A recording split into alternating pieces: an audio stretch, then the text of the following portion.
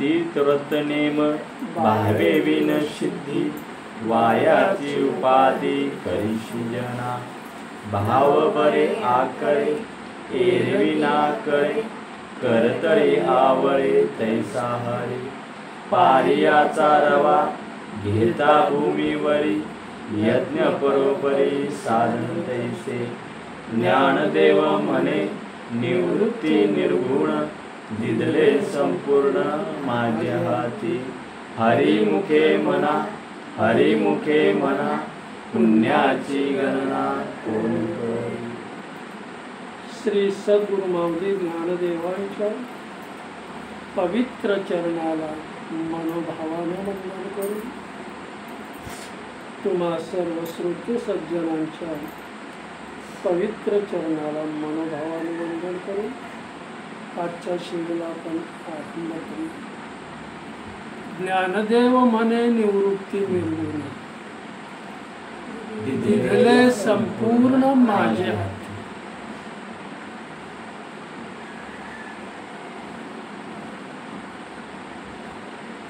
माऊली स्वतःच्या जीवनातला अनुभव आपल्याला सांगतात. तुम्हा मला माऊली जीवनातलं मर्म समजावून सांगतात. स्वतःचा अनुभव त्यांच्या माऊलींच्या.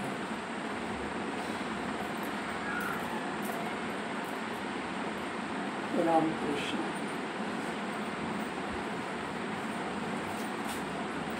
ईश्वर तिन्ही गुणांच्या पलीकडचा आहे. ईश्वर रज तम सत्व गुणांच्या पलीकडचा आहे. म्हणजेच ईश्वर गुणातीत आहे. गुणातीत आहे म्हटलं की लवकर कळलं नसतं, समजावं. तोच ईश्वर निर्गुण आहे, निराकार आहे. मग निर्गुण असलेला ईश्वर, गुणातीत असलेला ईश्वर, निराकार असलेला ईश्वर नामरूपानं सगुण रूपात आणून माझ्या सद्गुरूंनी निवृत्तीदादाने माझ्या स्वाधीन केलं. नामरूपात आणून सगुणात आणला नामरूपाने. आणि तो परमपिता भगवंत माझ्या स्वाधीन केला. त्या भगवंताच्या नामाचा जप मी कळवळ्यानं केला, श्रद्धेनं केला. त्याचं नाम, ती नामभक्ती श्रद्धेनं मी केली. ते नाम, त्याच्यातलं मर्म मला हळूहळू कळायला लागलं. नामातलं वर्म मला समजलं. नामातलं वर्म समजल्यावर निवृत्ती दादांनी, माझ्या सद्गुरूंनी जी जी मला आज्ञा केलेली आहे त्या आज्ञेप्रमाणेच मी माझं जीवन जगलो. आणि म्हणून त्यांनी मला त्यांच्या योग्यतेचा बनवण्याचं काम केलं. रामकृष्ण. आपलं मन कशाला चिकटलं याला फार नाही. संसाराला चिकटलेलं मन नाशाकडे घेऊन जातं. परमार्थातला चिकटलेलं मन यशस्वी करतं, हे जीवन उज्ज्वल करतं. बघा, म्हणून मी कळवळ्याच्या सेवा असतात आपल्याला. नेमका आपल्याला ऐकणारा जरी अनेक लोकांमध्ये एक असला तरी त्याचा उद्धार बरोबर होतो. फक्त श्रवण भक्तीमध्ये त्यानं लक्ष दिलं पाहिजे. रामकृष्ण. इथं माऊली पुन्हा आपल्याला समजावून सांगतात. ज्या वेळेला सद्गुरूंची आपल्यावर कृपा होते त्यावेळेला आत्मज्ञान आपल्याला प्राप्त होतं. आत्मज्ञान ज्या वेळेला आपल्याला प्राप्त होतं त्यावेळेला हा मनुष्य देह मला कशासाठी ईश्वरानं दिलं आहे, हे साधन मला ईश्वरानं कशासाठी दिलेलं याची जाणीव होऊ लागते. कळते? ईश्वरानं हा मनुष्य देह मला देऊन माझ्यापर्यंत येण्याची, मला प्राप्त करण्याची संधी तुम्हाला दिली. मनुष्य देह देऊन जे तुम्हाला आयुष्य दिलेलं आहे, ते आयुष्य सुद्धा इतकं अनमोल आहे याची आपल्याला जाणीव होते. आणि म्हणून मनुष्य देहातला प्रत्येक क्षण हा अनमोल आहे, किमती आहे याची त्याला जाणीव होते. आणि मग परमार्थाच्या मार्गाने मला आता ईश्वर भेटीकडेच जायचं आहे, ईश्वराची मला भेटच करून घ्यायची आहे. त्याची प्रत्येक क्रिया, प्रत्येक कर्म ज्या वेळेला करतो आपण, ते कर्म माझ्या सद्गुरूंना आवडेल का, मी करतोय ते कर्म माझ्या संत मंडळींना आवडेल का, मी जे आत्ता कर्म करतोय ते माझ्या अंतकाळी मला उपकारक ठरेल का. फार महत्वाचं. कोणतंही मी जे कर्म करतोय आता, ते माझ्या अंतकाळी मला उपकारक ठरेल का, मला ते पूरक बनेल का, तेच कर्म मी करतो. ज्याला आत्मज्ञान झालेलं आहे तो साधक, ज्याला ईश्वराची कृपा झालेली आहे, सद्गुरूंची कृपा झालेली आहे, असा साधक ईश्वराच्या नामातच तो रामकृष्ण रामकृष्ण. म्हणून ईश्वराचं प्रेम आपल्याला मिळण्यासाठी जरा कमी करायचं. रामकृष्ण. आवाज येतो, जरा गरम झालं तर चालेल, काय वांधा नाही. बरोबर आहे.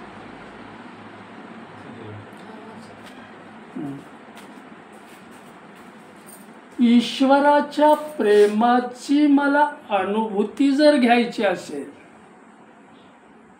ईश्वराच्या प्रेमाची मला अनुभूती घ्यायची असेल, आणि ह्या ईश्वरानं दिलेला जन्म जर मला परिपूर्ण करून घ्यायचा असेल, तर ईश्वराचं मी नामस्मरणच केलं पाहिजे. ईश्वराच्या नामस्मरणानं खऱ्या अर्थानं मला आत्मसुखाचीच प्राप्ती होते. नामस्मरण हे ईश्वराची भक्ती करण्यासाठी सगळ्यात सोपं आणि सगळ्यात सुलभ साधन आहे. मग सगळ्यात सुलभ साधन जर आपणाला होत नसेल, तर योगयाग विधी रामकृष्ण आवाक्याच्या बाहेरच आहे. म्हणून माऊली इथं समजावून आपल्याला पुन्हा सांगतायत की नामस्मरण मी ज्या वेळेला केलं, त्याच्यातलं वर्म मला कळलं, त्याच्यातलं मर्म मला कळलं, आणि त्यांच्या योग्यतेचाच मी बनलो, त्यांनी मला बनवलं. रामकृष्ण. आपण कशाशी संबंध ठेवतो फार महत्वाचं, फार महत्वाचं. म्हणून माऊलींचं इथं सांगणं आहे की हा भक्तीचा रस मला जर सेवन करायचं असेल, एक उदाहरण त्याने दिलेलं आपल्याला. रामकृष्ण आणि रामकृष्ण. सुंदर उदाहरण माऊली सांगतायत. लग्नाचा दिवस आहे, जरा ऐका माझं इकडं. थोडं असं 15-20 मिनटं सेवा करू, पण ती माऊलीपर्यंत सेवा आपली पोचली पाहिजे. त्या ध्यासानं केअर करायची आपण सेवा. रामकृष्ण टाइमपास नाही आपल्याला करायचं. इथं माऊली सांगतात लग्न मंडप घातलेला आहे, 5 वाजता लग्न आहे, सगळे वराडी जमलेत, सगळे गावकरी जमलेत, मित्रमंडळी सगळी जमल्या. हे जमून काय उपयोग आहे? नवरा नवरीच नसतील तर? रामकृष्ण हरी राम. नवरा आणि नवरी जोपर्यंत नाही यांच्या जमण्याला काही अर्थ नाही. ते जमले की बाकीचा विधी होणार आहे. रामकृष्ण हरी. तसं माऊली समजावून सांगतायत आपणाला, तुम्ही व्रत करता, काय म्हणतात, वैकल्य करता, काय म्हणतात, हे जे आपण उपास तापास व्रत वैकल्य जे करतो, हे करत असताना जर तुम्हाला ईश्वराशी संबंध ठेवता येत नसेल, त्याचं नाम जर घेता येत नसेल, तर याचा काहीही उपयोग होत नाही. कळते ना? महिलासाठी सांगतो, काही उपयोग नाही. हे शरीराला शीण आणणारं तुमचं वृत्त आहे. नामच तुमचं आतमध्ये उतरलं नाही, नामच आतमध्ये गेलं नाही, पांडुरंगाशी तुमचा संबंधच आला नाही, तर ते तीर्थवृत्त कुठं जाणार आहे? तो उपास तापास कुठं जाणार आहे? अख्खा दिवस आपण उपासातच असतो. संध्याकाळी काय करायचं? संध्याकाळी काय करायचं? नामस्मरण आहे का आपलं? नामस्मरणानंच पांडुरंगाशी संबंध साधता येतो. वृत्त वैकल्पानं संबंध साधता येत, हे कर्मकांड आहे. आणि ही पहिल्या जे पंडितांनी कर्मकांडच करायला लावलंय तुम्हाला. तुम्हाला खरा धर्म त्यांनी सांगितलेलाच नाही, त्यांनाच कळलेला नव्हता. रामकृष्ण हरी रामकृष्ण हरी. इथं पुन्हा माऊली आपणाला समजावून सांगतायत विषयाकडे. ज्ञानदेव म्हणे निवृत्ती निर्गुण, दिदले संपूर्ण माझ्या. कर्मयोग करायचा, ज्ञानयोग करायचा, भक्तियोग करायचा, पण हे करताना तुम्हाला हे एकमेकाशी निगडीत असलं पाहिजे, एकमेकाला पूरक असलं पाहिजे.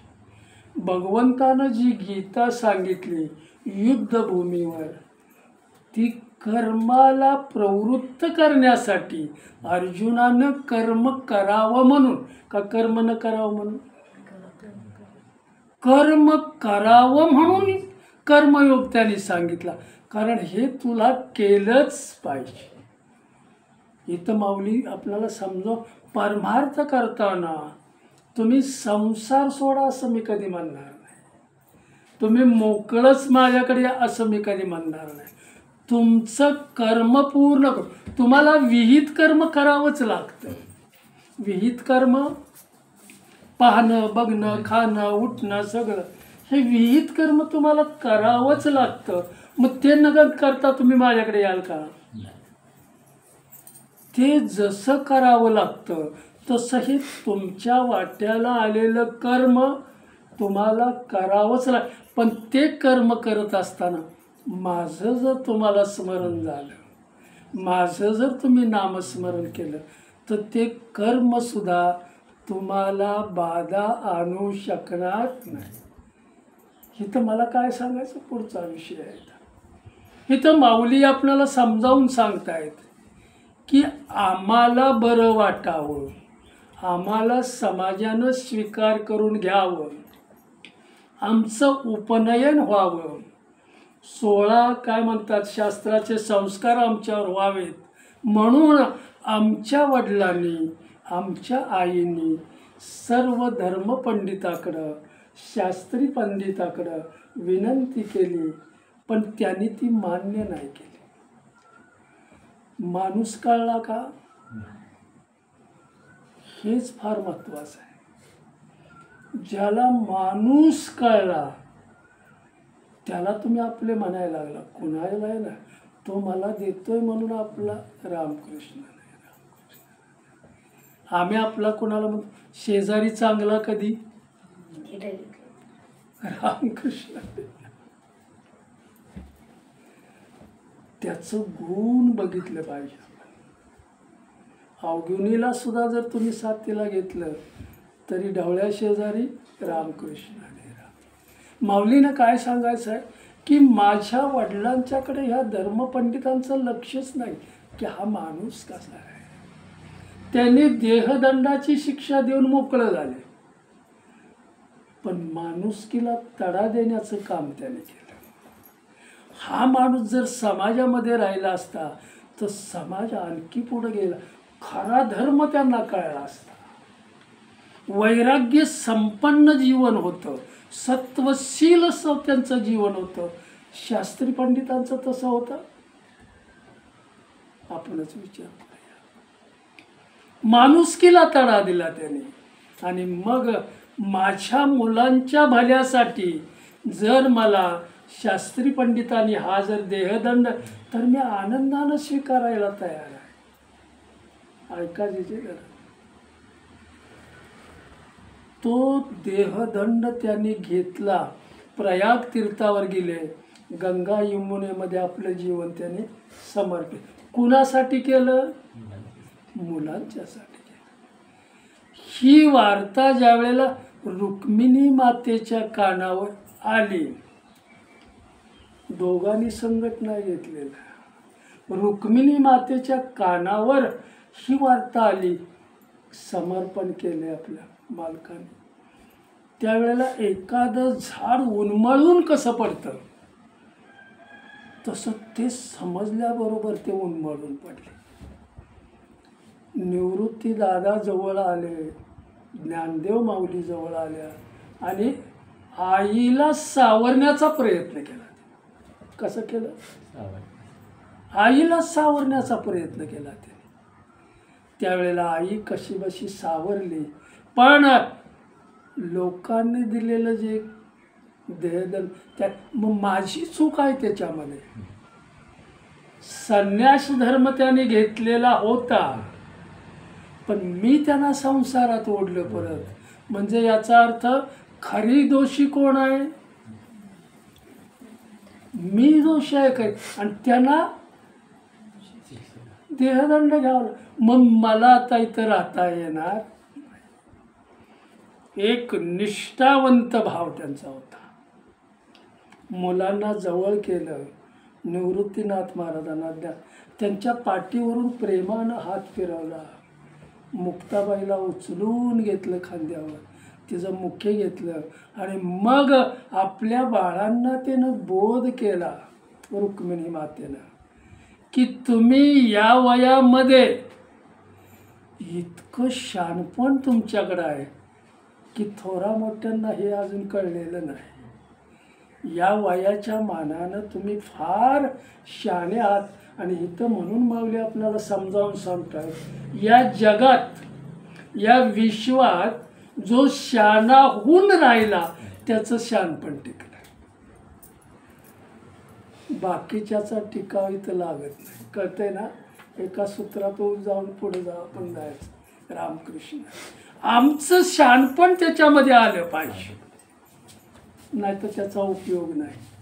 मुलांना परत सांगितलं, बाळांनो, जग आम्हाला जेवढं ओळखता नाही आलं, तुम्ही ह्या वयामध्ये ओळखण्याचं काम केले. कळतंय ना मला काय सांग? ह्या वया ज्ञानदेव म्हणे निवृत्ती निर्गुण तिथले संपूर्ण. हा वसा कोणाचा आहे? आई वडला. सत्वशील मुलगा जन्माला येणं, वैराग्यशील मुलगा जन्माला येणं म्हणजे आपलं अधिष्ठान किती त्या योग्यतेचं असलं पाहिजे. स्वतः महाविष्णूंनी पोटाला येणं, ती कूस किती पवित्र असली पाहिजे. कळतंय ना? रामकृष्ण हरे राम. पुढे जाऊया. कुठपर्यंत? जवळ घेतलं. मुलांना समजावून सांगत्या, जग खऱ्या अर्थानं तुम्ही ओळखलेलं आहे, जास्त तुम्हाला सांगायची काय गरज. आपण जगाला ओळखलंय का? मग कधी ओळखणार आपण? मग कधी ओळखणार? गावातल्यांचीच ओळख नाही तर जगाची ओळख कुठं आहे? रामकृष्ण, पूर्ण जगाचं ज्ञान तुम्हाला झालेलं आहे. इथं रामकृष्ण परमहंस सुद्धा हेच आपल्याला समजावून सांगतायत. विवेकानंद त्यांच्या बाजूला आले आणि विवेकानंदाला सांगतायत समजावून, जग तुला कळलंय? अजून म्हटलं मी तिकडे गेलोच नाही. विवेकानंदांना सांगतात की जसं चुलीवरच्या भात ठेवल्यावर शिजलाय का नाही तपासायला किती शिता आपण तपासतो, 4-5, सगळा भात कळतो आपल्याला. तसं इथं बसून आपण जगाचं परीक्षण करूया. कोण म्हणतंय? रामकृष्ण. झालेला आहे ना विषय, तरी सांगतो. नाही झालं समजा. विवेकानंद महाराजांना सांगतात हे जग तपासायचं आहे ना, मग हा माणसं जी जन्माला येतात ती जगामध्ये किती दिवस राहतात? जगाचं परीक्षण करतोय आपण आणि मग आपलं परीक्षण करूया. माणसं जन्माला येतात किती वर्ष इथं थांबतात? पशुपक्षी जन्माला येतात किती वर्ष इथं थांबतात? झाडं वाढतात, तुम्ही पेरलेलं बी वाढतं, किती वेळ थांबतं? किती वेळ? मग ह्याच्यातून आम्ही बोध काय घ्यायचा? कळतंय? अनेक इथं आले आणि निघून गेले. आम्ही सुद्धा आलोय आणि निघून जाणार. मी निघून जाणारा हे लोकांना कळलेलं नाही, म्हणून तो अहंपणामध्ये जगतो. का जगतो? मला एक दिवस जाय, म्हणून मी करत असलेलं कर्म अंतिम काळी मला उपकारक ठरणार आहे का? मी जे आत्ता कर्म करतोय ते माझ्या अंतकाळी मला उपयोगाला येणार आहे का? मग कशासाठी खटाटो? कुणासाठी खटाटो? फार मार्मिक मी बोलतोय. कशासाठी खटाटोप करतोय आपण? रामकृष्ण हरी. कळतंय का? बघा फार महत्वाचं. ते माझ्या कर्म उपयोगालाच येत नसेल, माझं कर्म जर परमार्थात मोडतच नसेल, माझं कर्म जर ईश्वराशी संबंधच ठेवत नसेल, तर ते कर्म तुम्हाला बाधक होणार, उपकारक नाही होणार ते कर्म. मग मी काय केलं? इथं रामकृष्ण परमहंसांनी जसं विवेकानंद सगळं इथं येणार आहे आणि जाणार आहे. शाश्वत काय आहे? एक ईश्वर शाश्वत. मग त्या शाश्वत ईश्वराचा, अमर ईश्वराचा अंश तुमच्यात आहे, म्हणून तुम्ही इथं थांबलाय. तो नसेल तर याला कोण ठेवणारच नाही. म्हणजे ईश्वरानं त्याच्या कृपेनं मला मिळालेलं हे साधन आहे, त्याने दिलेलं हे जे मला साधन आहे ते कशासाठी आहे? हे साधन कशासाठी आहे? ईश्वराच्या भेटीसाठी आहे, ईश्वरापर्यंत आपल्याला जाण्यासाठी आहे, त्याचं दर्शन घेण्यासाठी आहे. रामकृष्ण. मगाशी सांगितलं तसं संसारात माणसाला कंटाळा येतो. थोडं तरी आडवं झालं बरोबर, लय कंटाळा आलाय. कुणासाठी केलं मी एवढं? कुणासाठी? मला काय उपकार काय त्याच्यामध्ये? हा बोधच नाही आमच्याकडे. मी फार महत्वाचं बोलतो. एक माणूस तयार झाला, जसं माऊलींनी अनेक तयार केले. प्रत्येक धर्मातला माणूस त्यांनी उभा केला आणि परमार्थाला त्याला उभं केलं आणि मग सगळा ग्रुप त्याने एकत्र केला.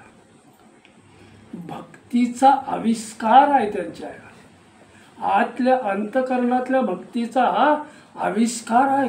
केवढे लोकांचं पण अवघाची संसार त्यांनीच म्हणावं. इथं आपण हे मला ज्या वेळेला कळतं की हे झाडं झुडपं पेरलेलं जमिनीत ठराविक, आम्ही सुद्धा ठराविक दिवसच इथं राहणार आहे.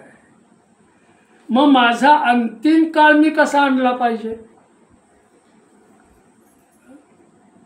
कसा आला पाहिजे अंतिम काळ? गोड झाला पाहिजे का वाईट झाला पाहिजे? मग गोड करण्यासाठी आम्ही जे आता कर्म करतोय ते कर्म भगवंताला आवडलं ते कर्म भगवंताला जर आवडलं तर तुमचा अंतिम काळ व्यवस्थित झाल्याशिवाय राहणार. कर्म मला बाधक नाही झालं पाहिजे. कर्म मला बाधक कधी होतं? स्वार्थानं केलेलं कर्म तुम्हाला बाधल्याशिवाय किती वेळा जन्म यावे, किती व्हावे पाहिजे, कधी कळणार आम्हाला? कधी कळणार? रामकृष्ण हरी राम. तुकाराम महाराजांनी किंवा संतांनी दिलं आपणाला, पण त्या तत्वाला आपण जाणलेलं म्हणून आत्मज्ञान झालं पाहिजे. आणि आत्मज्ञान कधी होईल आपल्याला? सद्गुरूंचा आशीर्वाद मिळेल मग मी कोण आहे याची जाणीव आपल्याला व्हायला लागते. हळूहळू हळूहळू आपण भगवंताकडे जातो, त्याच्याशी एकरूप होण्याचा आपण प्रयत्न करतो. कर्म नाही बाधलं पाहिजे असंच कर्म आपण करायचं. रामकृष्ण हरी राम. आई समजावून सांगते, हे जगाला तुम्ही या लहान वयात ओळखलेलं आहे, तुम्हाला जगाबद्दल सांगण्याची काय आता गरज नाही. तो परमपिता भगवंत तुमच्या पाठीशी आहे आणि त्यालाच तुम्ही अनन्य भावानं शरण जावा. काय म्हणते रुक्मिणी माता आपल्या मुलांना? काय म्हणते? हे जगाचा विस्तार करणारा, जग निर्माण करणारा परमपिता भगवंत आहे. तो भगवंत तुमच्या पाठीशी यावा असं वाटत आहे तर त्याला अनन्य भावानं तुम्ही शरण जावा. अनन्य भावानं जर तुम्ही त्याला शरण गेला तर तुम्हाला आपला म्हटल्याशिवाय राहणार. त्यानं जर तुम्हाला आपला म्हटलं तर मागं आणि पुढं तुमचा सांभाळ करण्याचं काम तो करतो. रामकृष्ण जरा समजावून तुम्हाला सांगतो. तो आमच्या जीवनात, आमच्या संसारात भगवंत आला पाहिजे. मग कधी येईल? तेवढं नामस्मरण माझ्याकडून झालं पाहिजे. त्या ईश्वराशी मी सतत कनेक्टिंग झालं पाहिजे, संबंध ठेवला पाहिजे. जसं मी माझ्या पत्नीशी संबंध ठेवतो, मुलाशी संबंध ठेवतो, आई वडिला, तसा माझा आणि माऊलींचा संबंध काय? माझा आणि माझ्या विठ्ठलाचा संबंध काय? आपण ठेवतोय का? आपण ठेवतोय का संबंध?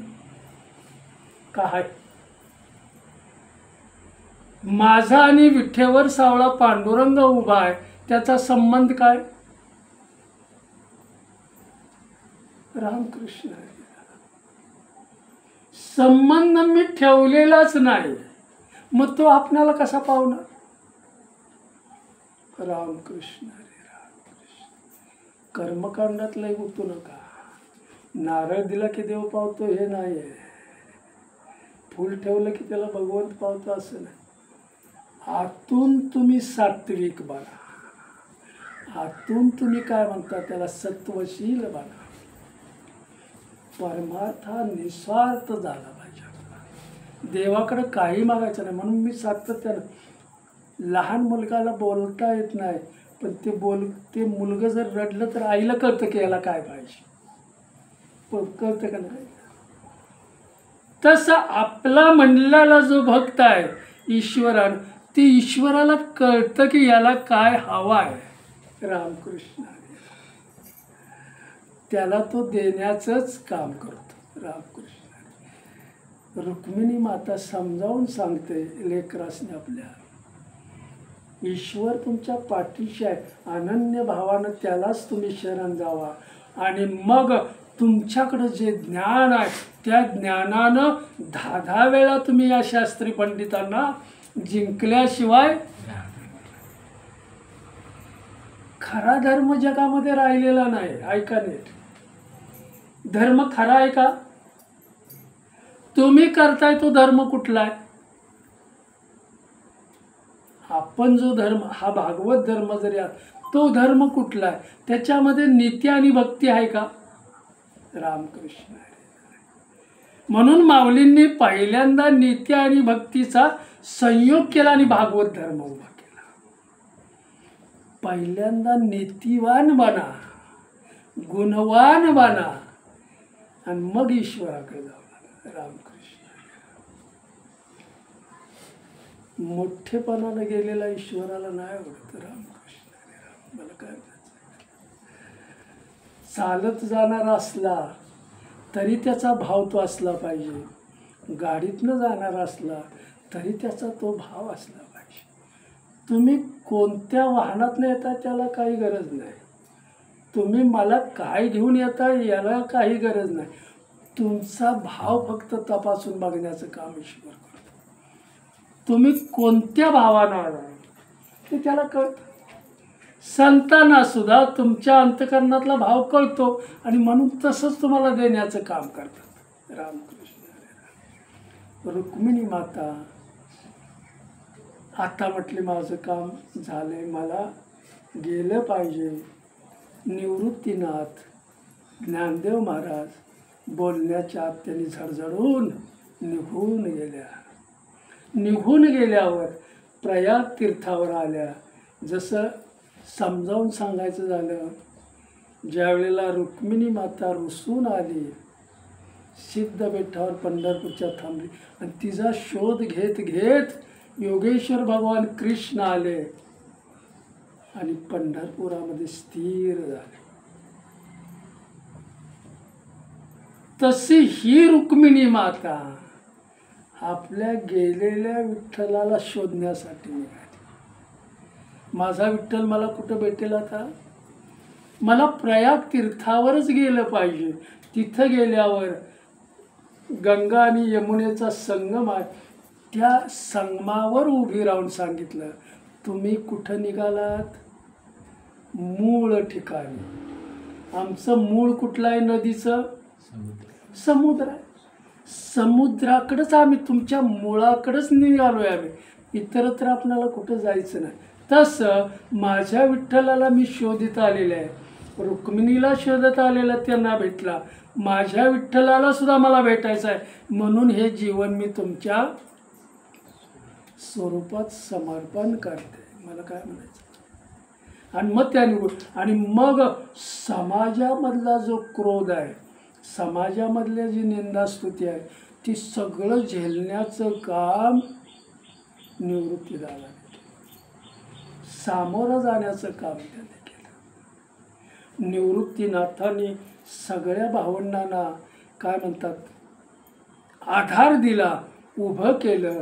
निवृत्तीदादा ज्ञानदेव महाराज गावात जायचे, भिक्षा कोरांना मागायचे, गावातून यायचे, सोपानदेव मुक्ताबाईला सांभाळण्याचं काम करायचं. जेवण झाली की ईश्वराचं चिंतन, जेवण झालं की ईश्वराचं भजन, नाम ते घेत घेत त्याच्यातच आपला वेळ घालवायचा. वेळ कशात घालवत होते? ईश्वराच्या नामात, ईश्वराच्या ध्यानात. आपला वेळ कशामध्ये जातो? त्यांचं काम जर झालं, संसारातलं विहित कर्म केलं की देवाचं चिंतन. कुठं रममान झाले? शारीरिक सुखाचा त्यांनी कधी विचार केला नाही. मला आत्मसुख मिळालं पाहिजे, आणि हे कशानं मला मिळेल? रामकृष्ण हरी राम. आत्मसुख मिळवण्याचं सर्वश्रेष्ठ साधन म्हणजे नामस्मरण. आणि हे नामच मी घेतलं पाहिजे, नामालाच मी जोडलं पाहिजे. शरीर बाह्य कर्म करतं, भौतिक कर्म करतं, पण मन ईश्वराशी निगडीत आपलं असलं पाहिजे. ईश्वराशी निगडीत नसलेलं मन संसारानं भरलेलं असतं. मग ते परमार्थात बसलं तरी त्याचं डोळं झाकल्याशिवाय, मला काय म्हणायचं, मन संसारानं भरलेलं आहे, परमार्थात ते येतच नाही. मग परमार्थात न आलेलं मन काय करणार? मनानं संसार नाही करायचा, मन मोकळं करा आणि ईश्वराच्या वाटेवर आणा. मानसिक पूजेत त्याला रममान करा. मनानं मानसिक पूजाच केली पाहिजे. या देहानं संसार करा, कारण देह कुणाशी संबंधित आहे? देह संसाराशी संबंधित आहे. देहाचा आणि यांचा काही इतका संबंध नाही. देह संसाराशी संबंधित आहे. संसाराशी संबंध मनाचा आला की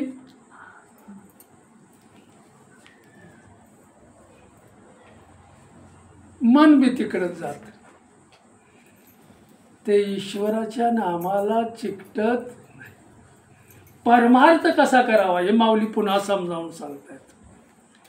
निस्वार्थ भाव असला पाहिजे, पहिलं लक्षण आहे त्याचं. मग निस्वार्थ भाव कसा निर्माण होईल? माऊली सुंदर उदाहरण देतात आपल्याला. एखादा आंधळा जर तुम्हाला भेटला तर आंधळ्याला तुम्ही वाट कशी दाखवता? पैसे घेऊन त्याच्या हाताला धरतो, त्याला नीट जिथं जायचं आहे तिथं सोडतो, आपलं कर्म जा. मग हे कर्म तुम्ही कोणासाठी केलं? आंधळ्याच्या समोर तुम्हाला चालता आलं पाहिजे, मागणं नाही चालायचं. तुम्हाला आत्मज्ञान झालेलं आहे, गावाच्या पुढं चालण्याचं काम आपण केलं पाहिजे. रामकृष्ण. समाजाच्या पुढं चालण्याचं काम आपण केलं पाहिजे.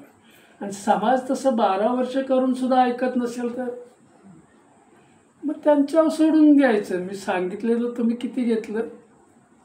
रामकृष्ण. फार महत्वाचं परमार्थ. कुठपर्यंत? माऊलीच आणि निवृत्ती आणि माऊली जाऊन गावातून. हा, रामकृष्ण. चिंतनात असायचे. काम पोटाचं झालं की चिंतन कोणाचं? देवाचं. आणि आम्ही चिंतन कोणाचं? रात्रंदिवस कुणाचं चिंतन? खरं बोलूया आपण इथं. काय बोलू? आम्ही चिंतन कुणाचं करतोय? प्रपंचाच. उद्या कसं माझं होणार? उद्या मला किती वाजता उठलं पाहिजे? पण मोकळ्या वेळी देवाचं चिंतन. हरिमुखे म्हणा, हरिमुखे. कधी म्हणा माऊली म्हणतायत? संसार सोडून नका म्हणू, पण तुमच्या संसारातून मोकळा वेळ मिळतो ते चकाट्या मारण्यापेक्षा हरिमुखे म्हणा, हरिमुखे. मी तिथं आल्याशिवाय राहणार नाही. बाकी तुम्ही मोकळ्या वेळेत कुठं गुंतून राहता ह्याला फार महत्त्व आहे. म्हणून प्रत्येक कर्म मला बाधक होणार नाही याची खात्री मी केली पाहिजे. राम कळते ना? आता समजा आपण पुढं निघून गेलो आहे, नवीन पिढीला हे फार उपकारक आहे, फार उपकारक आहे. जागी करण्याचं काम आपण करतोय, पण ते नवीन पिढी सुद्धा आपल्या जवळ आली पाहिजे. रामकृष्ण हरी रामकृष्ण. निवृत्तीनाथाने ज्ञानदेवानी भिक्षा आणावी, यांनी मुक्ताबाईचं रक्षण करावं आणि बाकीच्या वेळेमध्ये ईश्वराचं ध्यान करावं.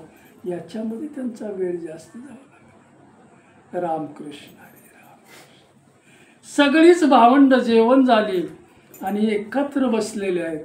विचार त्यांचा चाललेला आहे, नाम चिंतन चालू आहे. त्यावेळेला माऊली सद्गुरूंच्या बरोबर बोलत आहेत, निवृत्तीनाथांच्या बरोबर बोलत आहेत की माझ्या आईवडिलांनी देहांत प्रायश्चित्त घेतलं. कशासाठी? आपला उपनयन काय म्हणतात व्हावं म्हणून. शास्त्राचे 16 काय म्हणतात त्याला, ते व्हावं म्हणून आपल्यासाठी घेतला. जी चिंता माझ्या आईवडिलांना लागलेली होती तीच चिंता मी तुमच्या समोर व्यक्त करते, सद्गुरूंच्या समोर, निवृत्तीनाथांच्या समोर. कोण म्हणताय? माऊली म्हणतात. तर काय केलं पाहिजे? तर उपनयन 16 आपला झाला पाहिजे. माऊली काय म्हणतायत, ते 16 संस्कार शास्त्राचे आपल्यावर झाले पाहिजेत. त्यावेळेला सद्गुरू त्यांना समजावून सांगतायत, हे 16 संस्कार कशासाठी झाले पाहिजेत. आपण उपजतच जीवनमुक्त आहे. 16 संस्कार किंवा उपनयन करायची आपल्याला काय गरजच नाही. हे आपण करायचं म्हणजे आपलं जीवन जगताना या कर्मातून मी मुक्त व्हावं म्हणून हे उपनयन आपल्याला करायचं आहे. पण या कर्मातून अगोदरच आपण मुक्त आहे, कळतंय ना. मग हे करायची काय गरज आहे. रामकृष्ण हरी रामकृष्ण. त्यावेळेला पुन्हा सोपानदेव समजावून सांगतायत की ज्यावेळेला आपण या संस्काराच्या चौकटीत, मजबूत चौकटीत राहून आपल्याला मुक्त होता येईल का. समजा तुम्ही उपनयन केलं आणि ह्या मजबूत चौकटीत तुम्ही जर गेला तर याच्यातून आपल्याला मुक्त होता येईल का. हे संसार घेऊन आपल्याला मुक्त होता येईल का. शास्त्री पंडितांचं हेच झालंय. रामकृष्ण. त्यावेळेला माऊली आपल्याला समजावून सांगतायत,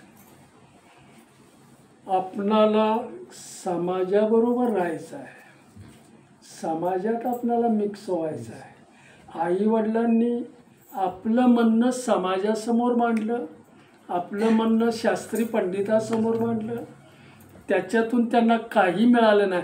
पण या महाराष्ट्राचं जे काय म्हणतात सांस्कृतिक जे स्थान आहे, विद्येचं जे माहेर आहे, ह्या पैठणला आपल्याला जायची गेलंच पाहिजे.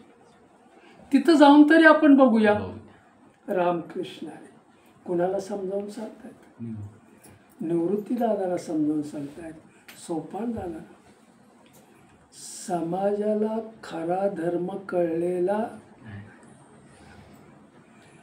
खऱ्या धर्माची स्थापना तुमच्याकडूनच होईल असं माझ्या आईनं मला समजावून सांगितलं. माणसं रागीट का असतात. समाजामध्ये माणसं रागीट का असतात. अज्ञान आहे त्यांचं. अज्ञान त्यांना रागीट बनवतं. पण ज्ञान आल्यावर राग निघून जातो. मग कशामुळे गेला. तसं रागीटपणामध्ये त्याने आपला शास्त्री रागीटच आहे, ते पंडित रागीटच आहे. राग कशावर आमच्यावर का केला. आम्ही संन्यासाची मुलं आहेत. पण मला असं वाटतंय आपण पैठणला जावं. विद्येचं माहेरघर आहे ते. धर्माचा जो जो प्रश्न निर्माण झाला आहे तो तिथल्या लोकांनी, तिथल्या शास्त्री पंडितांनी तो मिटवण्याचं काम केलं. आपल्याला जायला हरकत काय आहे. रामकृष्ण.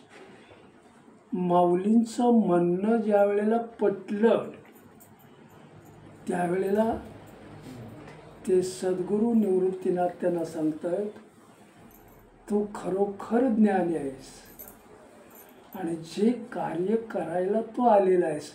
आता मी मौन पाळणार. आता मी तुला काहीही बोलणार नाही. तू म्हणशील त्या दिशेनं आम्ही जायला तयार. कोण म्हणताय. रामकृष्ण. केवढी मोठी प्रज्ञा तुझी आहे, केवढं मोठं ज्ञान तुझ्याकडं आहे. जगाला सांभाळण्याचं काम करणार आहेस. त्या धर्माची स्थापना जर तुला करायची असेल आपल्याला इकडं जायला काय हरकत. पैठणला गेले. थोडक्यात सांग, पैठणला गेल्यावर ज्ञानदेव महाराज उभे राहिले. आळंदीतल्या शास्त्री पंडितांनी त्यांना जे पत्र दिलेलं होतं ते त्या समोर ठेवलं. कुणाच्या शास्त्री पंडितीचं. सगळे शास्त्री पंडित जमा झालेले आहेत. निवृत्ती दादा उभे राहिले आणि समजावून सांगितलं, आम्ही संन्यासाची मुलं आहोत, आम्ही पतित आहे, आम्ही पातकी आहेत, आम्हाला फक्त तुम्ही शुद्ध करून घ्यायचं आहे म्हणून आम्ही इथं आलेलो आहे. रामकृष्ण. त्यावेळेस त्या शास्त्री पंडितांनी सगळी शास्त्री धुंडाळलं पण काहीच गवसलं नाही. मग देहांताची शिक्षा का दिली? त्यांना ह्याच्यातलं काहीच गवसलं नाही. पण ज्या वेळेला ह्या मुलांच्या मुखातले शब्द ऐकले, त्यांच्या अंगी असणाऱ्या गुणाकडे त्यांचं लक्ष गेलं, त्यांच्या ज्ञानाकडे लक्ष गेलं, त्यावेळेला शास्त्री पंडित सुद्धा त्या मुलांच्या विषयी त्यांना कळवळा निर्माण झाला. कळतंय ना? कळवळा माणसाला कधी येतो? तुम्ही काय केलं तर, तू तसा आहेस तर. हे उखाळ्या पाकाळ्या काढणारे लोक आपल्यात जास्त आहेत, पण आपण शांत, आपल्याला उखाळी बी नको. रामकृष्ण रामकृष्ण. त्यांना की आम्ही संन्याशाची मुलं आहोत, आम्ही पातके आहोत, आम्ही असं आहे, सगळं समजावून शास्त्र धुंडाळलं, काही कळलं नाही त्याला. यांच्याविषयी यांच्या अंगी असलेलं गुण, सत्वशीलता त्यांनी पाहिली, त्यांचं ज्ञान त्यांनी ऐकलं, वेदांचं त्यांचे शब्द कानावर आले, आणि मग यांच्या विषयी कळवळा निर्माण झाला काही लोकांना. पण जे पडीक होते शास्त्री पंडित, त्या लोकांना मात्र कळवळा आलेला. मग यांना त्यांनी प्रश्न विचारायला सुरुवात केली की तुमचं नाव काय? तर निवृत्तीनाथ. तुझं ज्ञानदेव, याचं सोपानदेव. आणि ही नावं विचारल्यावर ऐकून हसायला लागलीत. समाज कसा आहे बघा, चांगल्या माणसाला जास्त असतो. का? तो आपल्यासारखा नाही ना. आपल्यासारखाच तो असेल समोरचा, तर हसेल का? कळते ना मला काय म्हणायचं. म्हणून मी आपण नेहमी उदाहरण देतो, 10 दारू पिणारे आहेत आणि 1 पिणारा नाही. ते 10 पिणारे काय म्हणतात? हा 1 शुद्धीवर नाही, पण खरा शुद्धीवर तो असतो. पण पिणारे म्हणतात. तसं या जगामध्ये नाम घेणारा जो आहे, सच्चा नाम घेणारा जो आहे, सांसारिक माणसाला तो आवडेल का? तो म्हणतात हा शुद्धीवर नाही, हा काय व्यापला. कळते ना मला काय? आम्ही नाम घेतच नाही म्हणून हा नाम घेतोय. ईश्वराच्या चिकटलेलं आहे, याचं काय म्हणतात, भावानं चिकटलेला आहे, संबंध ठेवलेला आहे. आणि मग तो सारखा तिकडं वाऱ्या करतोय, ईश्वराचं ध्यान करतोय, नामस्मरण करतोय. बघा, ईश्वराकडे जाताना नामस्मरणच आपलं झालं पाहिजे. का झालं पाहिजे? नाही तर मी बरीच लोक बघतो, तंबाखू खात, अमकं करत, तुझं कसं आहे, माझं कसं, चाललाय कुठं, चाललाय कुठं. मग घरचं काढायची काय? देवाचं जर मुखात नाम येत नसेल तर तुमची वारी सफल होईल का? होणारच नाही.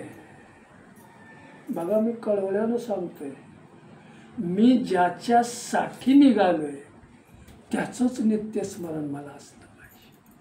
आणि नित्यस्मरण जर त्याचं असेल, त्याचं लक्ष माझ्याकडे का नाही जाणार? गेलंच पाहिजे. रामकृष्ण.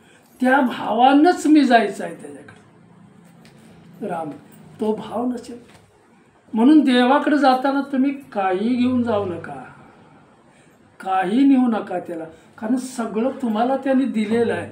फक्त तुमच्या शरीरात असलेला जीव आहे ना, तो जीव फक्त त्याला द्यायचा आहे. तो त्याला जर दिला तर तुमचा तो रक्षक झाला. ह्या दुनियेमध्ये त्यानं कसं सांभाळायचं तो त्याचं तो करत असतो. रामकृष्ण. पुढे जाऊया. इथं हसू लागले नावं ऐकून. त्यावेळेला एक जण उठला आणि म्हटलं, हा समोरून रेडा चाललेला आहे, त्याचं बी नाव ज्ञानोबा आहे आणि तुझं बी नाव ज्ञानोबा आहे, मग तुम्ही दोघे एकच का? विषय झाला तर तुम्हाला फोन करून सांगता. तर माऊली म्हणतात, त्याच्यात आणि माझ्यात काही फरकच नाही. त्याच्यात असलेला आत्मा आणि माझ्यात असलेला आत्मा हेच याला आत्मज्ञान म्हटलेलं आहे. मग आपण नाश करणार नाही कुणाचाच. बघा, चालताना माझ्या पायाखाली मुंगी नाही आली पाहिजे इथपर्यंत आपलं लक्ष जातं. कधी आत्मज्ञान आपणाला झालं तर कुणाचाही मत्सर करूसा वाटत नाही आपल्याला. कारण सगळीकडं ईश्वरच आहे, तोच भरून राहिलेला. ही जाणीव सतत त्याला होते. मग त्याच्या अंगावर जर काय मारलं, मी आसूड, एक जण धावत गेला आणि त्याला रेड्याच्या 2-3 आसूड ओढले चापकाचे, त्याचे वळ माऊलींच्या पाठीवर दिसू लागले. हे प्रत्यक्ष लोकांनी बघितलं की हे चापकाचे वळ माऊलींच्या पाठीवर. त्याच्यातून सुद्धा ते म्हटले हे काहीतरी करणी धरणे असेल. तिसरा लगेच उभा राहिला आणि म्हटलं तू जसं वेद बोलतोयस तसं हा रेडा सुद्धा वेद बोलू शकेल का?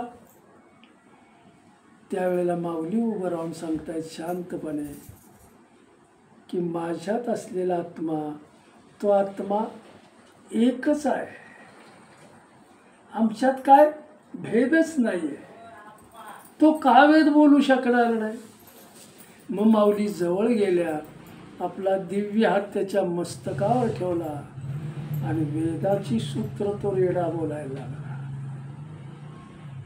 हा चमत्कार ज्या वेळेला त्यांनी पाहिला, शास्त्री पंडित गलित गात्र झाले. माऊलींनी चमत्कार का केला? सगळी लोक खऱ्या धर्मापासून लांब गेलेली होती. खरा धर्म त्यांना कळलेला आणि ते त्यांना पटवून द्यायचं होतं. प्रचलित जी तुमची श्रद्धा आहे, प्रचलित जो तुमचा भाव आहे, त्या भावाला मी धक्का लावणार नाही. तुम्ही ज्या लौकिक भावात जगताय ती भावना न दुखावता तुम्हा सगळ्यांना मला अलौकिकतेकडे न्यायचं आहे. कळतंय ना? अलौकिक फक्त ईश्वर आहे. मग त्याचीच तुम्हाला गाठ घालून द्यायची आहे आणि तेच ज्ञान तुम्हाला द्यायचं आहे. ते खरं ज्ञान देण्यासाठीच आम्ही आलेलो आहे. सगळ्या धर्मपंडितांनी माऊलींच्या पवित्र चरणावर आपलं मस्तक ठेवलं. शास्त्राचा भार आत्तापर्यंत आम्ही डोक्यावरून वाहत होतो, पण शास्त्रच आम्हाला कळलेलं नव्हतं. कळतंय ना शब्द मला?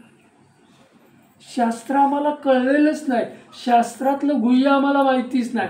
पण ह्या मुलांना सगळं गुह्य त्याचं अवघाची संसार सुखाचा करेन, यांचं ते वाक्य आहे. शास्त्री लोकांच्या मुखातून हे वाक्य आलंय. धर्म त्यांनाच कळलेला नाही, शास्त्र त्यांनाच कळलेलं आहे. त्या चौकटीत ते बंद आहेत. आणि म्हणून आम्ही जन्मताच याच्यातून सुटका केली. ते ज्ञान पैगावर मला काय सांगेल.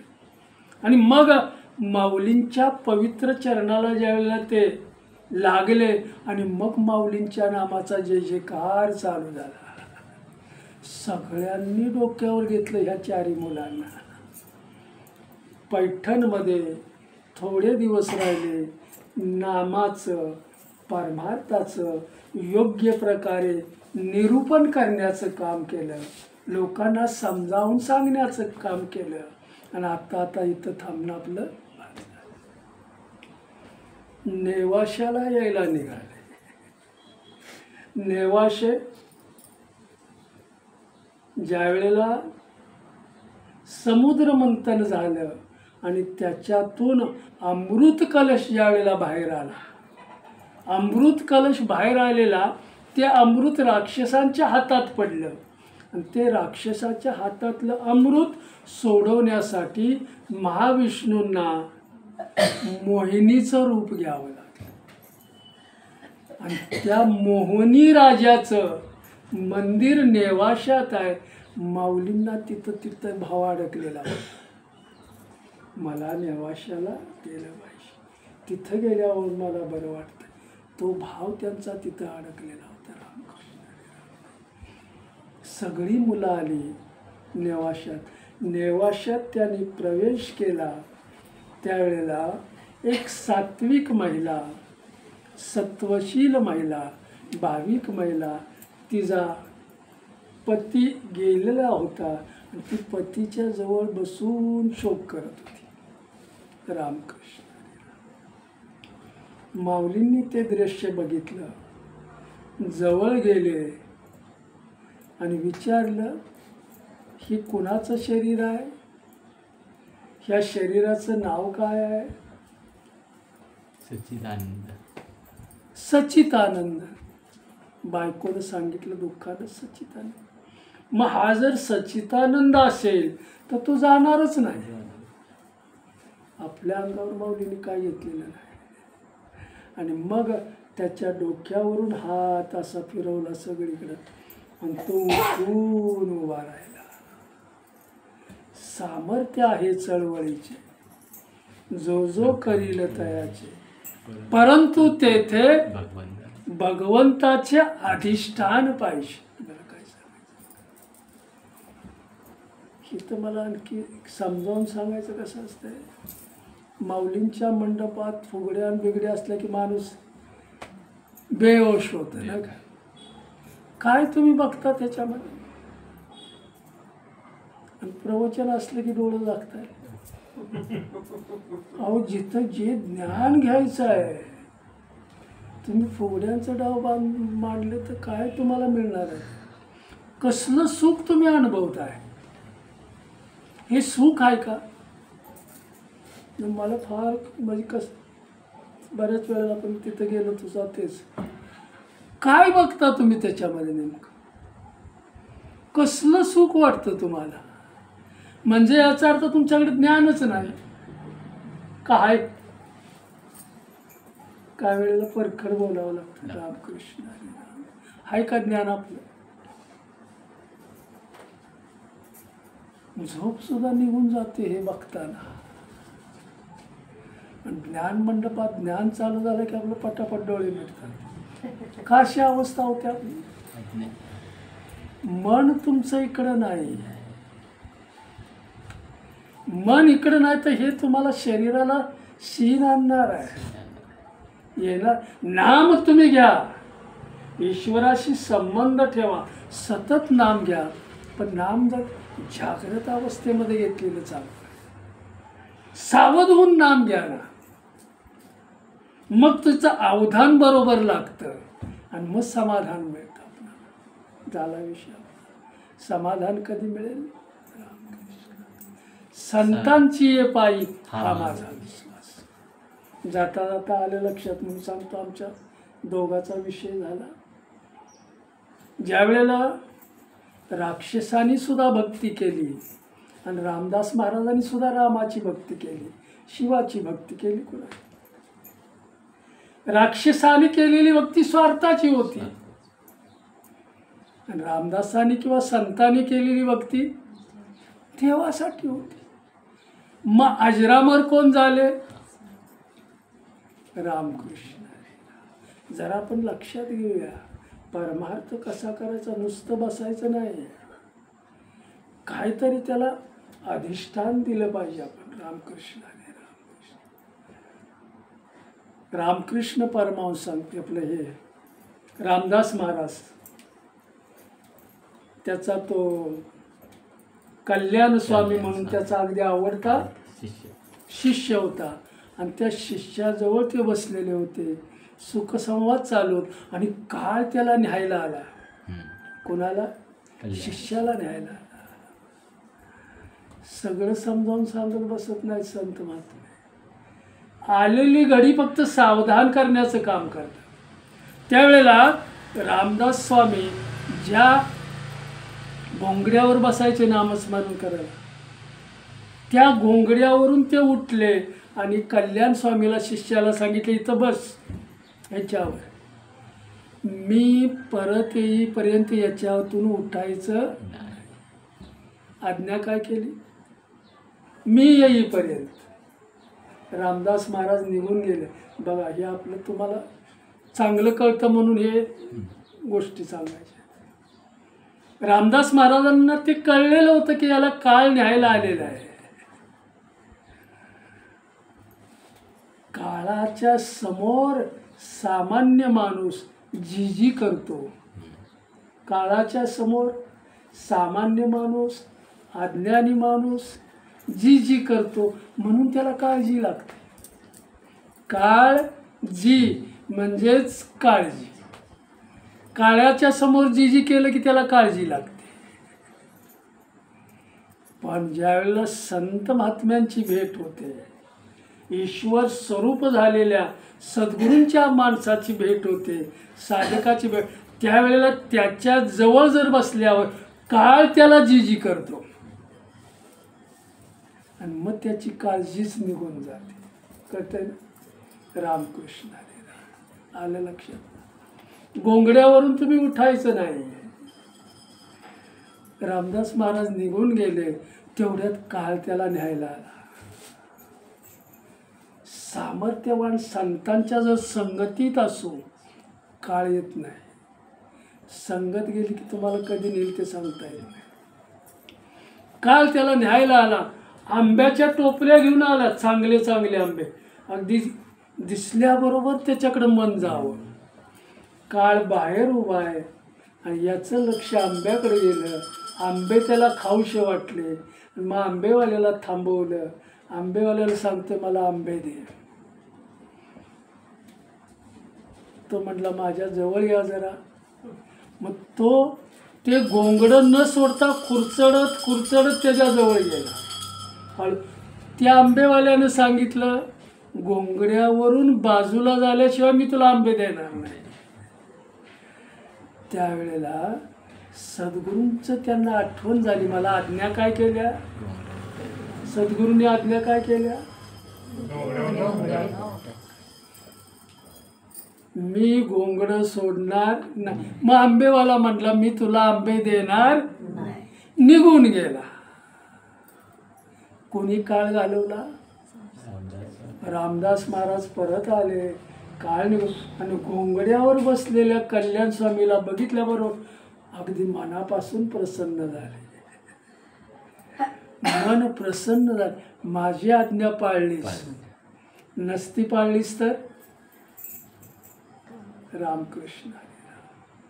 आणि मग त्याला आलिंगन दिलं त्यांनी त्याला. आणि मग सांगितलं की तो आंबेवाला नव्हता, तुला काळ न्यायला आलेला होता. पण सगळंच मी तुला समजावून सांगू शकत नाही. सामान्य माणसाला इतक्या खाली जाऊन सांगता येत नाही. आणि सांगायचं नसतं, सावध करायचं असतं त्याला. तुम्ही सावध झाला ठीक, नाही सावध झाला तर तुम्ही गेल्याशिवाय. पण जो सावध झाला, संसारात सावध होऊन ईश्वराचं नाव घ्या. रडत खडत नाही यायचं, ते ईश्वराला नाही आवडत. नाही, सावध होऊन ईश्वराशी संबंध जोडला, त्याचं नाव जर घेतलं तर आपलं बरोबर अवधान लागतं. आणि हे अवधान जर आपलं लागलं, ते अवधान जर टिकलं तर तुम्हाला अखंड समाधान मिळतं. समाधान शारीरिक सुखावर आहे, आत्मज्ञानावर आहे, आत्मसुखावर आहे. मग आत्मसुखाचं सर्वश्रेष्ठ साधन कोणतं आहे? नामस्मरण. तेच आपणाला घ्यायचं आहे. सहज दिलेलं आहे माऊलींनी, पण सहज सुद्धा आम्हाला घेता येत नाही. काय येत आहे? ऑफिसमध्ये गेलो, नोकरीच्या ठिकाणी गेलो, कार्यालयात गेलो, सगळीकडे आम्ही फिरतो, आमचं काम करतो, मोलमजुरी करतो, पण बायका मुलांचं आम्हाला स्मरण असतं. मग ईश्वराचं स्मरण आम्हाला का राहत नाही? बायकोचं स्मरण आहे, मुलाचं स्मरण आहे, घराचं स्मरण आहे. मग देवाचं स्मरण आम्हाला का नाही? आमचं मन त्याच्याशी जोडलेलं. बरोबर. कनेक्टिंग कुणाशी मन आहे आपलं? संसाराशी. मग भगवंत कसा येईल? रामकृष्ण हरे रामकृष्ण हरे राम. रावाचा रंक करण्याचं सामर्थ्य, मुक्याला बोलवण्याचं सामर्थ्य, पांगळ्याला पर्वत चढवून जाण्याचं कोण देणार आहे? एक ईश्वर आहे आणि म्हणून त्याचंच नाम घ्यायचं आहे आपण. कळतंय ना? त्याचं नाम घेतलं तर हे जीवन आपलं परिपूर्ण झाल्याशिवाय नेवाशात आले. त्याच्या पाठीवरून हात फिरवला, डोक्यावरून जिवंत झाला. ज्यानं मला ही संजीवनी दिलेली आहे त्याचे पाय मी सोडणार नाही. कोण म्हणतंय? सच्चिदानंद. आता संसार ना असं आपल्याला कधी वाटलं का? असाध्य रोगातून मी बरा झालो, मला कुणी बरं केलं? कुणी बरं केलं? रामकृष्ण. मग त्याचं भजन मी का ऐकायचं नाही? त्याचं नाम मी का घ्यायचं नाही? आवडीनं केलं. सावध झालं पाहिजे. सावध होऊन नाम घेणं फार चांगलं. देवाला लगेच आवडतं. रामकृष्ण. आता तुमचे पाय मी सोडणार नाही. सच्चिदानंद बाबा. आणि मस्त तिथं माऊलींना त्या ते काय म्हणतात मंदिर कुठलं?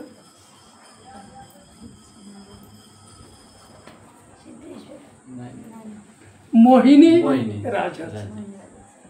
तिथं त्यांना बरं वाटच, कारण माऊलींचा अवतारच तो आहे. बरं वाट. पण काही दिवस तिथं राहिल्यावर परत ओढ आळंदीच्या, मग त्यांचं जाणं येणं चालू झालं.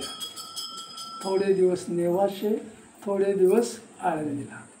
आळंदीला आल्यावर एक दिवस निवृत्तीनाथ सगळेले बसलेले असताना मुक्ताबाईच्या समोर निवृत्तीदादाने आपली इच्छा व्यक्त केली की आज मला मांडे खायचे आहेत.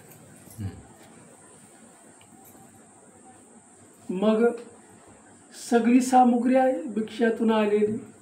मांडे भाजायला फक्त आपल्याला खापरच पाहिजे. मग कुठं मिळेल? मुक्ताबाई एकटीच गेली पळत कुंभाराकडं. कुंभारानं सुद्धा आवडीनं स्वागत केलं. मुक्ताई बस. आनंदानं. मला काय सांगायचं आहे की ते बघा, जो ज्ञानाचं ओझं वागवत नाही तो खरा असतो, त्याला काही घेणं देणं नसते. पण ज्ञानाचं ओझं जो वागवतो आणि मोठा आहे असं जो दाखवतो त्याला सामान्य माणसाचं कळणार नाही. कळते ना? कशासाठी आम्ही ज्ञानाचं ओझं वागवतोय? शास्त्री पंडित यांचं दुःख त्यांना कळणार नाही. गोरगरिबाचं अज्ञानी असू द्या, पण माया किती आहे त्यांची. मुक्ताई बस ती कुणाची मुलं आहेत त्यांना घेणं देणं नाही. पण ह्यांनी डोक्यात ठेवलेलं आहे शास्त्री पंडितांनी की ही काय डोक्यात ठेवायचं? रामकृष्ण. आणि मग मी मोठा कसा? काहीही कळलेलं नाही. काही हे ओझं नुसतं वागवण्याचं काम केलं. खापर देतो म्हणला कुंभार, पण हे शब्द ज्या वेळेला विसोबा चाटेनं ऐकले त्यावेळेला तो कुंभाराकडे आला. कुंभाराला दम दिला आणि मग मुक्ताईला विचारलं कशाला तुला खापर पाहिजे? सरळ भाव मुक्ताईचा, माझ्या दादाला मांडे खायचं आहे. ह्या ज्ञानी माणसाला असं उत्तर दिलं असतं का? आपणच अवलोकन करूया. सरळ मुक्ताई सांगते निवृत्ती दादाला आमच्या मांड खायचं आहे म्हणून. मग म्हटलं जिभेचं चोचलं तुम्ही भिक्षा मागून करणारी माणसं. जगाने तुम्हाला डोक्यावर घेतलं असेल पण आळंदीतले धर्ममात्मे तुम्हाला डोक्यावर नाही घेणार. तुमचं आम्ही कौतुक करणार नाही. आणि मग कुंभाराला त्याने दम दिला की हिला खापर द्यायचं नाही. मुक्ताई नाराज झाली. का मी सांगतोय? ज्ञानदेवी निवृत्ती मी दिली माझी हाती. ज्ञानदेव म्हणे निवृत्ती निर्गुण. ज्ञानदेव म्हणे निवृत्ती निर्गुण. दिले संपूर्ण माझे. काय मला दिलंय हेच जीवन जगतायत ते. रामकृष्ण. मुक्ताई म्हटली मनात विचार आला माझ्याबरोबर माझे जर दादा असते, निवृत्ती दादा, ज्ञानदेव दादा, तर तुला त्यांनी बरोबर उत्तर दिलं असतं. पण मी एकटी पडले, तुला मी उत्तर देऊ शकत नाही. आणि ते नाराज होऊन घरी आले. आणि घरी आल्यावर तिथं घडलेला प्रसंग सांगितला. आणि मग ज्ञानदादांनी तिला आवडीनं जवळ बसवलं.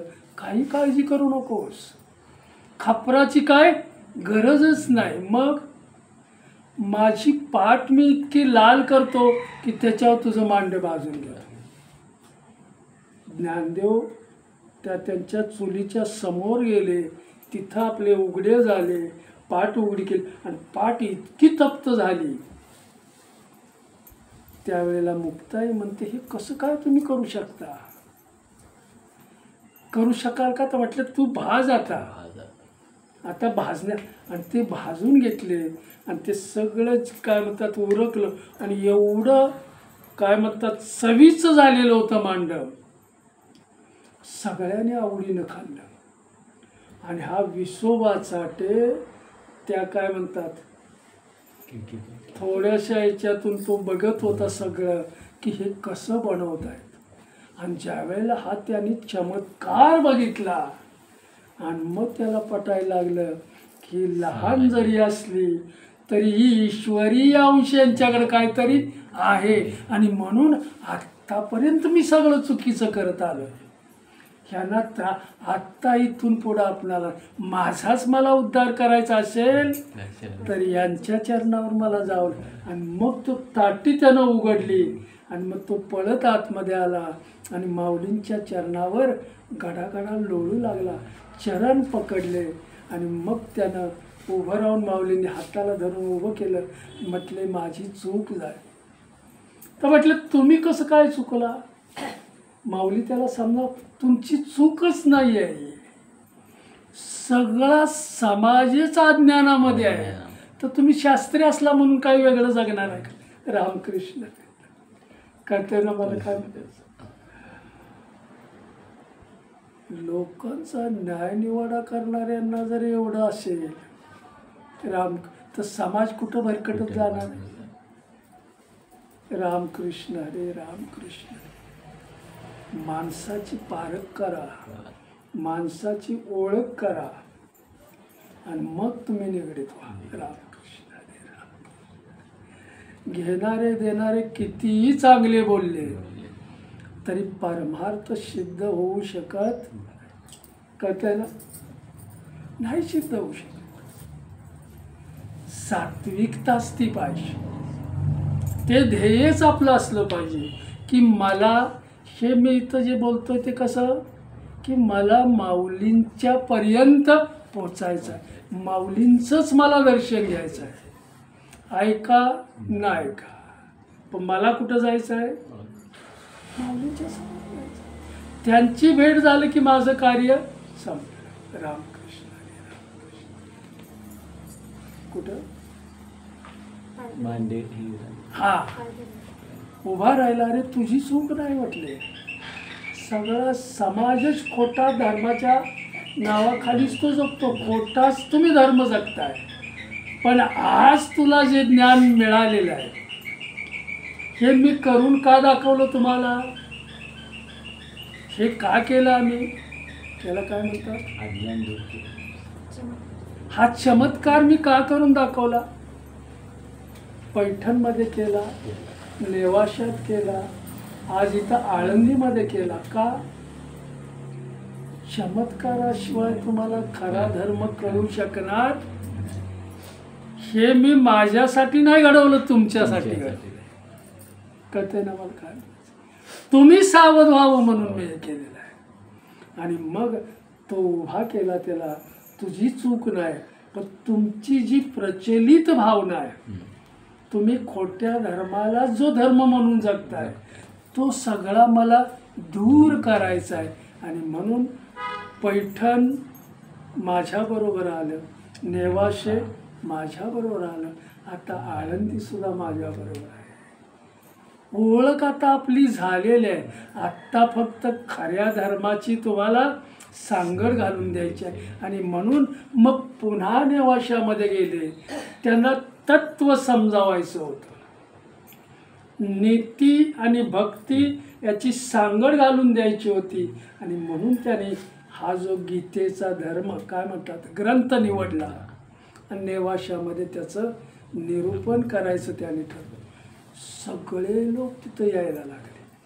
शिवशंकराच्या मंदिरामध्ये सद्गुरूंना समोर ठेवून आराध्य देव त्यांचे जे होते त्यांचं नामस्मरण करून गीतेवर त्यांनी निरूपण करायला सुरुवात केली. इथं माऊली आपल्याला समजावून सांगतायत की स्वतः मी धर्माचं पालन केलं पाहिजे, स्वतः मी स्वधर्माचं पालन केलं पाहिजे. माझ्या धर्माचं त्याची तत्व मला कळली पाहिजे, ते मी पालन केलं पाहिजे आणि मग जगाला सांगितलं. मी पालन न करता जर जगाला सांगायला गेलो तर रामकृष्ण ते कधीही उठणार. म्हणून माऊलींचा इथे बाबा समजावून त्यांनी सांगितलं. ज्या वेळेला समाज माझं ऐकतो, कधी समाज कधी ऐकतो, तुमचा चमत्कार बघितला. संन्यासाची मुलं म्हणून अवहेलना कर, पण आज माझा म्हणायला लागला. बरोबर, ते कुठं गेलं? ते अज्ञान होतं ते घालवलं त्याने. आता खऱ्या धर्माचा संकल्प त्यांनी करायला लागला. स्वधर्म म्हणजे काय, धर्म म्हणजे काय, त्याचं तत्व काय, एक तत्व नाम धड धरी मला. आपला उद्देश काय आहे माऊलींनी सांगितलं हरिपाठात, एक तत्व नाम धड धरी मना हरीशी करुणा. मग तेच आपण सांभाळायचं आहे, तेच तत्व आपल्या आचरणात आणायचं आहे. बघा माऊलींनी सगळं आचरणात आणून ते तत्व सगळं आचरणात आणलं, तसे जगले, तसे वागले आणि मग समाजाला देण्याचं काम केलं. आज आळंदीला जाणारा जो काय, आळंदीहून पंढरपूरला जाणारा जो सोहळा आहे तो माऊलींच्या भक्तीचा हा सगळा आविष्कार आहे. माऊली माऊली माऊली म्हणतच जातात, विठ्ठलाचं नाव घेतच जातात. ते विठ्ठलाला आवडलेल्या भक्तांचंच नाव. मग दुसरं आपल्या मुखामध्ये काय? मला काय म्हणतात, ते जसे आवडले पांडुरंग तसा मी सुद्धा का नाही आवडणार? रामकृष्ण हरी. निश्चित आपण आवडले, पण तो संकल्प आपला पाहिजे. आता मोगळसरांची चर्चा झाली की आम्ही गावात पारायण करतो, तर आमचा संकल्प काय?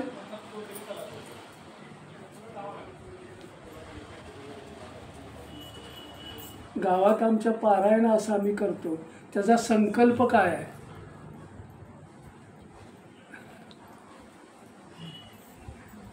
माझी तरी सुधारणा झाली पाहिजे का नाही? रामकृष्ण. ज्ञानेश्वरी सगळेच वाचतात, पण मला माऊलींनी दिलंय हा माझा भाव असला पाहिजे. हे कुणाला दिलाय ग्रंथ?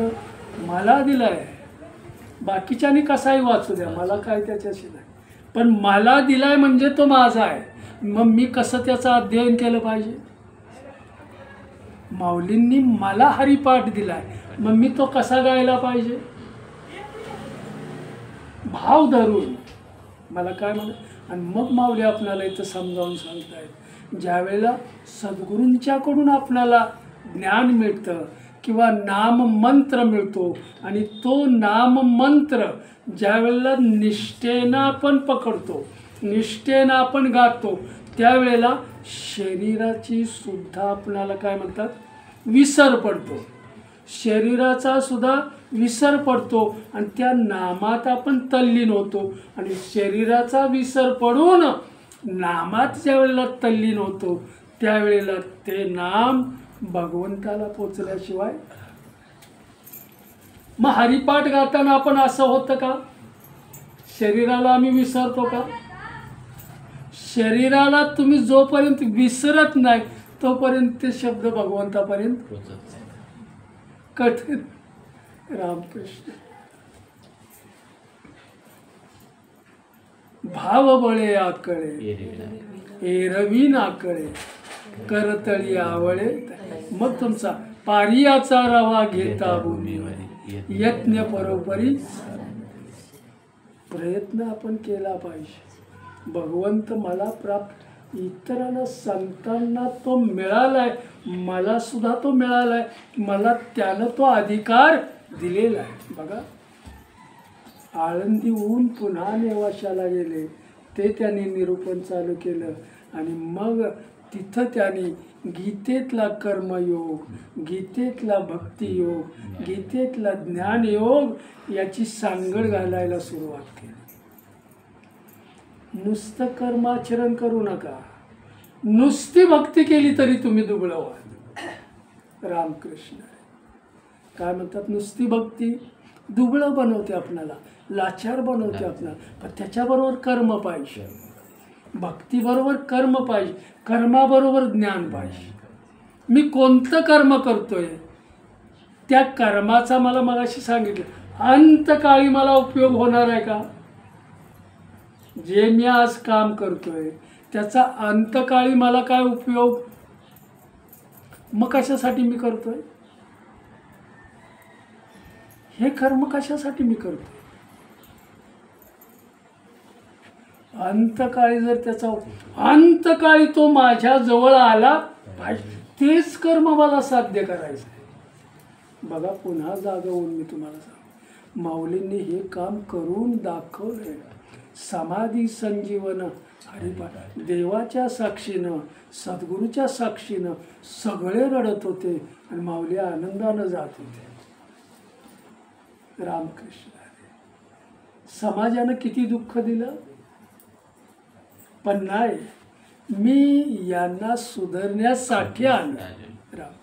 त्या दुःखाच्या सुखाच्या पलीकडची अवस्था त्यांची होती, ती अवस्था आपली झाली पाहिजे. ह्या विश्वासी आपलं मन विश्वरूप झालं पाहिजे, मग अवघाची संसार. रामकृष्ण.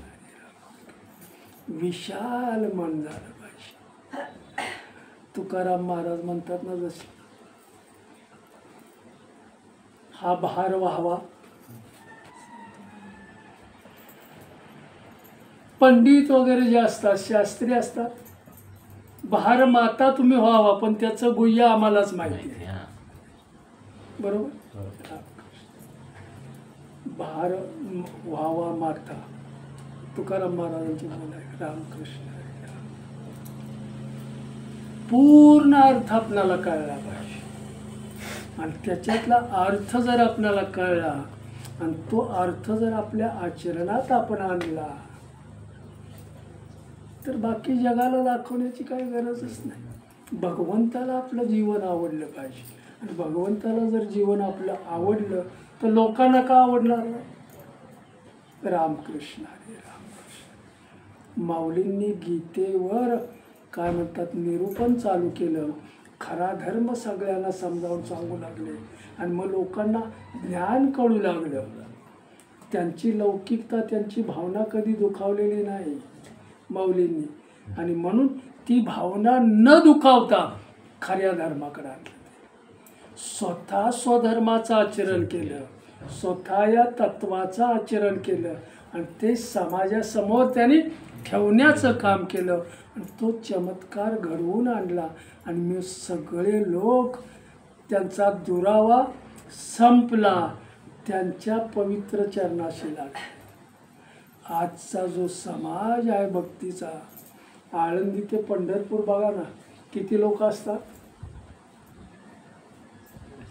हा माऊलींच्या भक्तीचा आविष्कार आहे. म्हणून मला इथे एक सांगायचं, बाकीच्याच्या नादाला लागू नका. आज माऊली आपणाला मिळाले, पांडुरंग आपणाला मिळालेला आहे, दुसरीकडे आपल्याला भटकायची काय, त्यांच्या चरणाला धरूनच आपणाला पुढं जायचं.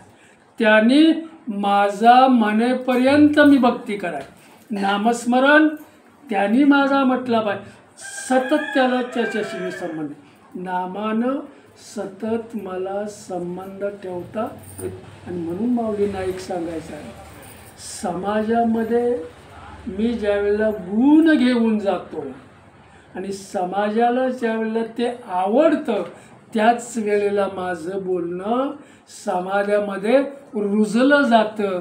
तसं बोलणं रुजलं जात नाही. म्हणून प्रचलित भावना त्यांच्या काय म्हणतात त्याला तडा देऊन जाऊ नका.